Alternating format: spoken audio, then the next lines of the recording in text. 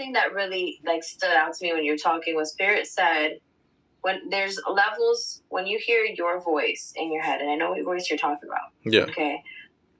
You have to understand that our consciousness has high and low vibrations. And Facts. sometimes they could get between. When they get in the mid, that's usually when we have like maybe astral projection, or we have like dreams where we feel like we're stuck in like some type of realm. Okay.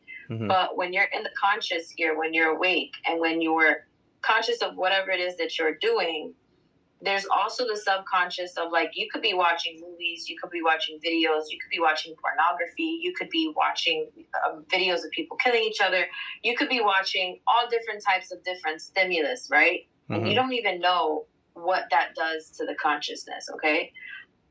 So what happens is that you create higher end levels of your consciousness by knowledge, by acquiring knowledge, by watching through visuals, through allowing things in your portals. So, you know, I don't believe that when you hear that voice that, you know, there's times where, you know, you're operating in a high frequency, in a God frequency, when you know that you're just like, I know I'm in alignment. It feels right. There's just something inside you that when you're doing something right, you feel it. But when you're doing something wrong, you also get that feeling of, I know I'm doing something wrong. I know that I'm playing with fire. So those are lower vibrations, okay? So I do believe we have an ego as well, okay? And our ego is it's worldly. It's flesh, okay? Mm-hmm. So it craves the things of the world. And if we, you know, want to look at biblical references, this is supposed to be the devil's world, the material world, okay? Mm-hmm.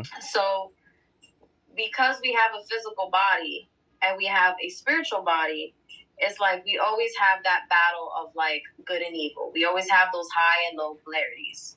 You always want to make sure, without doubt, without me even having to ask you, when you're doing these sessions with the pendulums, are you calling in your guides?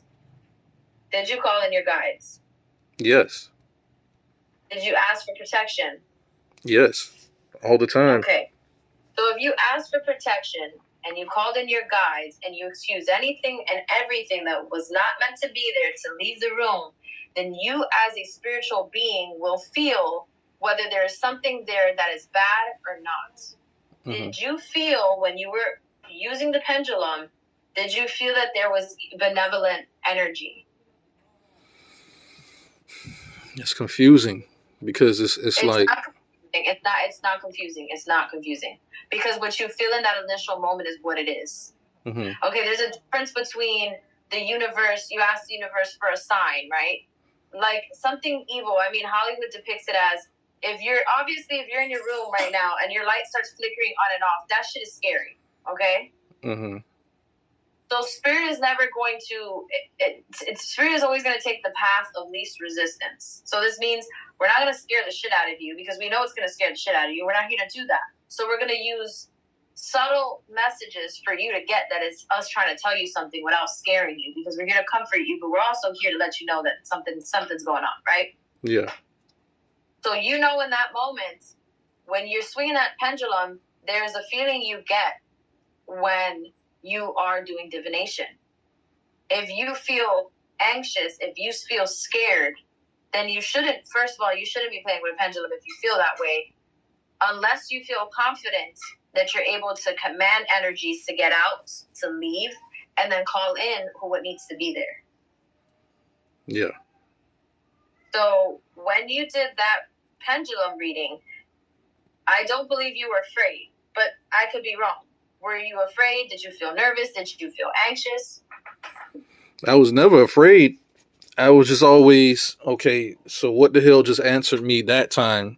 Because sometimes I will get, okay, this might be some positive energy, so this might be my higher self and something like that.